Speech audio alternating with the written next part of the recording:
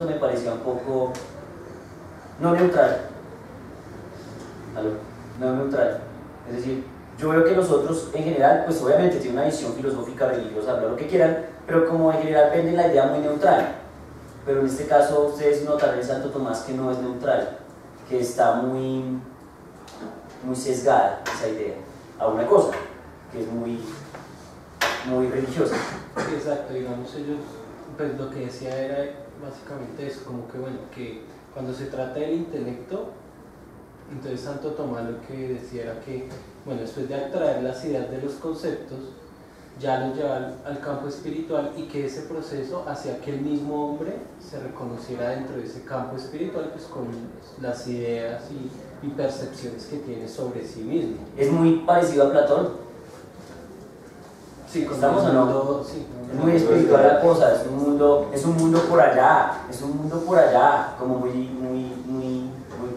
religioso, ¿no? O sea, es un mundo abstracto, espiritual en otras regiones, porque recuérdense que una cosa es el mundo de las ideas de Platón y otro es el mundo de las ideas de Kant, que alguna vez yo lo dije, ¿no?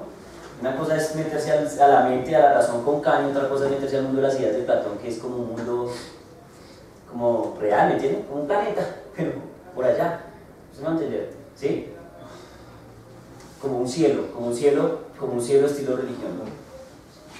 Listo, mi hermano, terminame esa idea. Sí, entonces ya después, digamos, por ahí había una frase más o menos que decía, no la recuerdo literal, pero era como una frase de él que hacía referencia a que a Dios había que amarlo más no entenderlo, y hacía referencia a eso, a que Dios básicamente se podía entender, era como desde la idea de Dios, más si uno iba ahí es como que de cierta forma, entre comillas, escarbaba lo que era propiamente Dios, pues obviamente uno iba a entrar en ciertas contradicciones y en ciertas... Eso se pone muy peligroso. Exacto.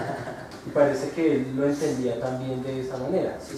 Que una cosa era hablar, digamos, del tema de lo que la idea de Dios hace, representa en el intelecto, y otra propia era tomar el intelecto y empezar a analizar. Ahí va sobre Dios. Exacto. Sí. Entonces, es que esa parte es interesante, porque recuerden que es que hay cosas en la vida que parece ser que no tienen respuesta.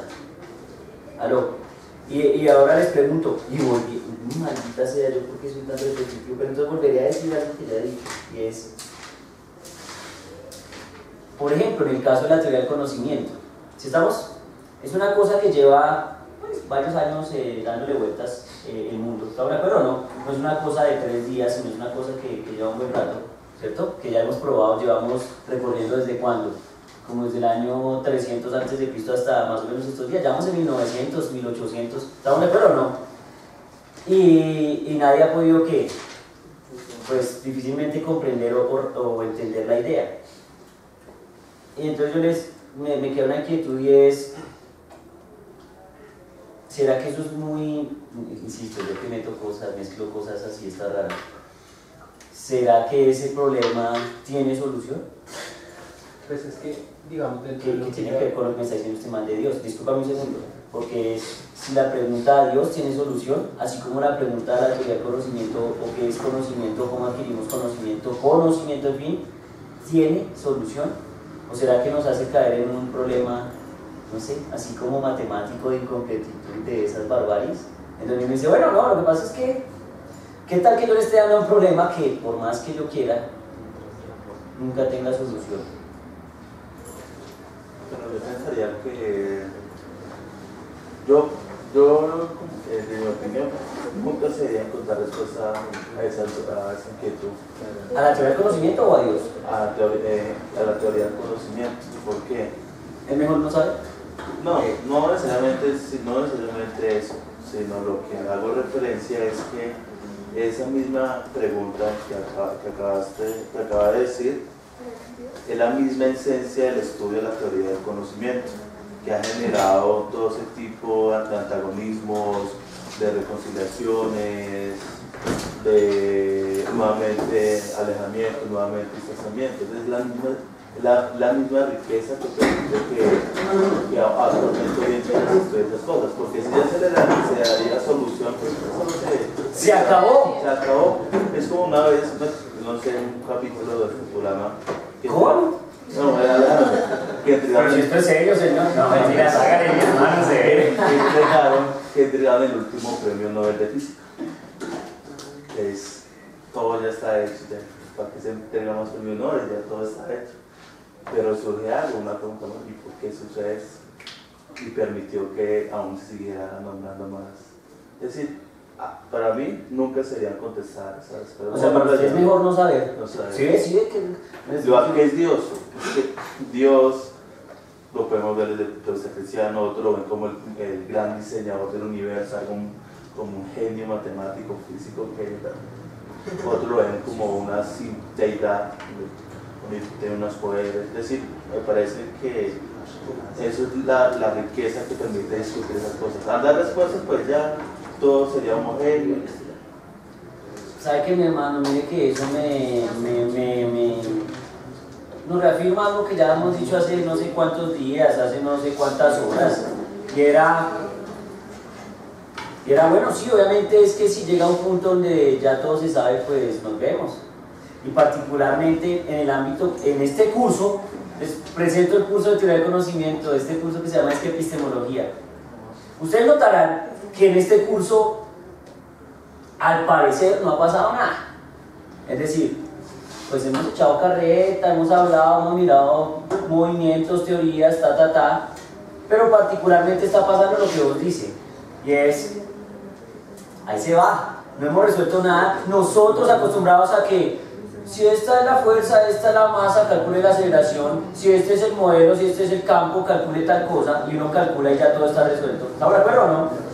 Y nosotros estamos en un discurso donde no hemos resuelto nada. Cualquiera podría pensar que entonces estamos perdiendo el tiempo. Claro, es una visión muy positivista, muy científica, muy del método científico, muy de esas tonterías. Pero claro, si entonces no hemos hecho nada, ¿qué pérdida de tiempo? Y entonces uno va y mira, hace retrospectiva, y espero la hagan al final del semestre, ya cuando epistemología haya sido superada. Entonces dice, listo, ya. Algo tiene que haber quedado, y es eso lo que yo digo. Y entonces cuando uno viene la pregunta, una pregunta muy filosófica, y es: ¿qué es lo importante en la vida? ¿Llegar a ser o hacer el recorrido? ¿Aló? Es decir, ¿es recorrer el camino o es el final del camino lo importante? No se me va a entender, porque a veces uno encuentra que a uno le venden que generalmente lo más importante es el final del camino, o sea, que usted llegue a ser. Y a veces como, digo a veces, ¿sí? Y no es el proceso en sí, o sea, el disfrute de cada paso a paso para llegar a ser lo que supuestamente usted va a hacer. No se me va a entender. Entonces miren que esa pregunta capciosa de Dios o no, y eso que vos dices, es eso, nos lleva a esa idea. Sí, a mí particularmente me parece chévere, que es bueno a veces no saber todo, y creo que la misma física, la misma matemática nos está poniendo unas trabas para no saber todo, porque cuando, por ejemplo, la teoría del campo unificado de Einstein, entonces me dice, no, si es que uno unifica todo, ¿sabe qué? Cuando sus maletas y hagan otra cosa. ¿Aló? Porque ya tenemos una fuerza fundamental única y sin igual que explica todo el comportamiento de todo. ¿Y entonces qué vamos a hacer? Entonces, ¿sí me van a entender o no? O sea, siempre es como hay algo natural, algo allá que no nos deja saber. Y a veces yo digo, eso está grabado, yo digo que a veces ese algo que no nos deja saber allá más allá se llama Dios. ¿Cierto? Hermano, cuéntame. ¿Ya terminó? O no, ya se me olvidó, ya se me olvidó. Digamos un poco volviendo, digamos, algo que decía David ahorita, que es el tema de que depende mucho del punto de vista, ¿sí? En sí mismo el intelectualismo dentro de la epistemología es una rama, ¿sí? Y por lo general cuando una ciencia tiene ramas, cada uno ofrece diferentes alternativas, y eso implica que ciertos problemas tengan solución y otros no. Puede haber puntos de vista y algunos predicamentos que desde el intelectualismo tengan solución, desde ese punto de vista, pero por ejemplo desde un punto de vista racionalista, entonces ya no tiene claro. Solución. Es que recuerden que esas corrientes siempre nos han llevado, no sé si se han dado cuenta, todas las corrientes nos han llevado a una encrucijada. ¿Aló? O sea, siempre hay un pero por el cual uno dice, ¿hasta dónde la corriente tiene el poder de explicarlo todo o no?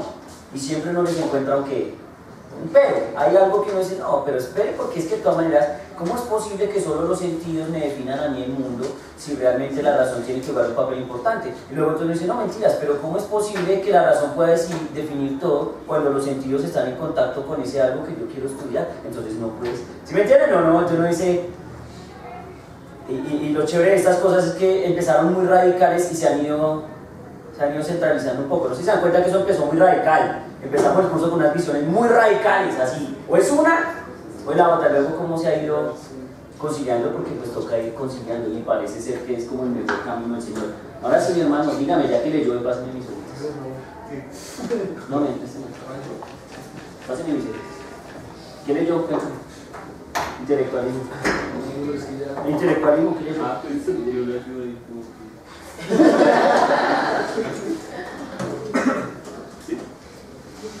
No, hombre, no morir. Un amigo siempre va a morir más en cuanto a la clase de epistemología o matemáticas se refiere. Cuéntame, mi hermano. Es que yo leí como lo que dijeron. Dígame algo, mi hermano, algo tuvo que haber pasado en su mente, como, uy, ¿cómo así? Aristóteles, ¿qué pasa? O Santo Tomás, ¿qué dijo? Bueno, algo.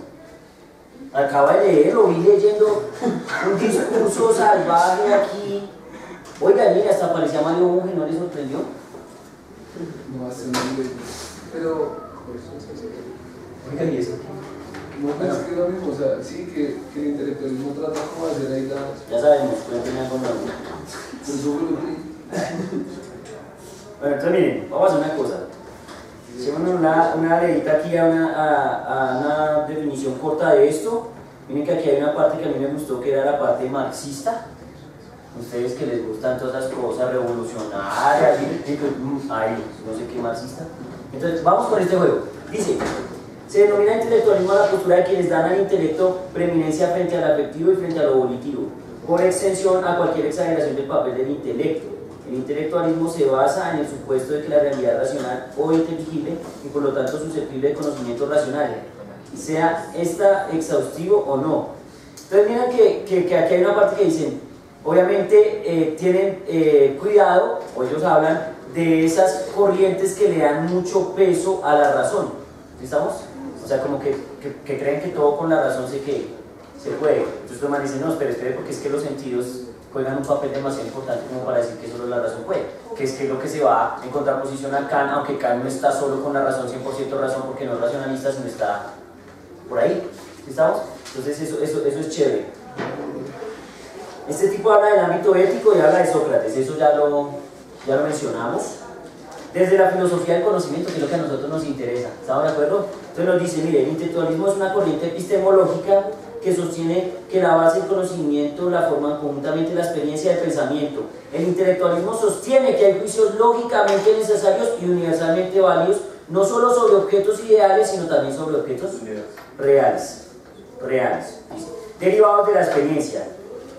Dice, en la filosofía que hay detrás del intelectualismo hay dos tipos de ellos, intelectualismo psicológico, intelectualismo metafísico, etc. Entonces dice, el intelectualismo psicológico afirma que lo que prima es el entendimiento por sobre la voluntad del hombre.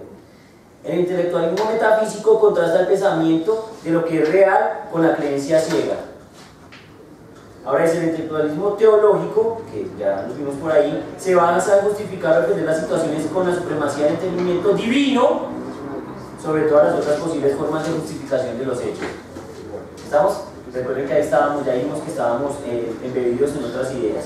El intelectualismo ético defiende el entendimiento desde la moral, haciendo que la moral forme la sabiduría o ignorancia que se adquiere. Miren que eso es lo que viene haciendo aquí un amigo de muy socrático. ¿A usted le gusta Sócrates? No. ¿No le vende? A mí me gusta. A mí me gusta porque en mis metodologías académicas de enseñanza yo soy muy mayéutico. Pero pues no porque yo haya leído mal y me vende, sino que me ha funcionado. Ustedes que ahora ser profesores de física, le hace la mayéutica para que puedan esos chinos y los sacan esa mente juvenil. Como hago yo, preguntando cosas varias, uno prueba que la gente tiene física en el cerebro. Bueno, yo de física, ¿no? Quietos con matemáticas, aunque también, seguramente. ¿Estamos? O sea, hay algo. Bueno, miren, quiero leer esta parte, dice, desde la terminología marxista, intelectualismo, en terminología marxista, sobre todo durante el estalinismo en la Unión Soviética, se denominaba intelectualismo al desviacionismo asociado a los intelectuales titulados de pequeños burgueses. Sí, sí, bueno, pues nombres como estamos aquí, muy genérico. Sí, claro, claro, eso es una cosa muy, parece ser muy política, ¿no? Una cuestión allá del contexto, estrictamente que ruso, por allá pasaron cosas. ¿Listo? Entonces miren, aquí hay una parte que es muy chévere, que es lo que yo quiero que lean, que es, hay unos tipos que le pegan duro, ¡pah!, al intelectualismo, ¿sí? Por ejemplo acá, en una parte que nos hablan de la imagen intelectualista sobre la tecnología. Pues nosotros de tecnología, pues aquí estamos, en este mundo tecnológico. Entonces es bien interesante que miremos eso, porque es como esa parte. Y acá hay una parte donde dice, miren, el impacto del intelectualismo, y aparece un señor que se llama Mario Bunge, filósofo destacado que apoya desde ciertas perspectivas el intelectualismo. Y pues como nosotros ya leímos a Bunge la oportunidad de defenderse y votó esas ideas y todo fue muy lindo, y leímos, oiga, pesado usted, le dio palo a la parte de las estadísticas bayesianas y todo eso, pues sería chévere que podamos leer esto un poquito y decir, oiga, ¿qué pasa con el intelectualismo? ¿Qué pasa con Bunge a esa parte? Y aquí hay una parte final muy linda que dice, rebatiendo a Mario Bunge. ¿Recuerdan que cuando salimos, se acuerdan del video? ¿Se acuerdan la parte de abajo del video en los comentarios? Cómo salía todo el mundo enfurecido a romper las ideas de Mario Bunge y a decir, no, Bunge, estás equivocado, Bunge, algo pasó, Bunge, tal cosa. Entonces miren, estos articulitos son corticos, pero tienen su sustancia. Oiga, y aquí tengo el otro. Bueno, muy bien, una parte de la tarea era averiguar sobre el intelectualismo y la otra parte era averiguar sobre qué.